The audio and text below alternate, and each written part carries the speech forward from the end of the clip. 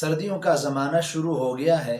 جس علاقے میں برف پڑتی ہو اور اس علاقے میں پانی دستیاب نہ ہو یا مشکل سے دستیاب ہوتا ہو، اگر کسی بندے کے اوپر نماز کا وقت آ گیا اور وہ کہے کہ میں وضو کرنا چاہتا ہوں، اب اتنا ٹھنڈا پانی ہوتا ہے کہ انسان کے لیے وضو کرنا مشکل ہو جاتا ہے، تو اگر وہ بندہ برف کو لے کر وضو کرنا چاہے تو آیا برف سے وضو ہوگا یا نہیں ہوگا؟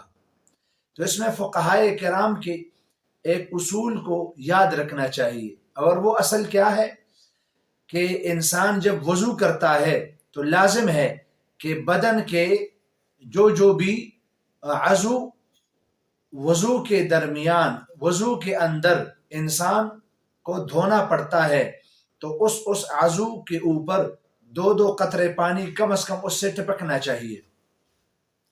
تو اگر برف کے ساتھ انسان وضو کرے تو آیا برف کو بدن کے ساتھ لگانے کے بعد اس عضو سے، ہاتھ سے یا چہرے سے، آیا 2 قطرے پانی ٹپکتا ہے یا نہیں ٹپکتا؟ اگر تو ٹپکتا ہے تو پھر برف کے ساتھ وضو ہو جائے گا، لیکن اگر آپ نے برف اٹھایا اور ہاتھوں پر مل لیا اور پانی نہیں ٹپکا تو برف کے ساتھ وضو نہیں ہوگا۔ ایسی حالت میں جب ہر طرف برف ہی برف ہو، انسان کو چاہیے کہ اپنے آپ کو بیمار نہ کرے، کیوں؟ اس سے انسان کو نمونیا بھی ہو سکتا ہے۔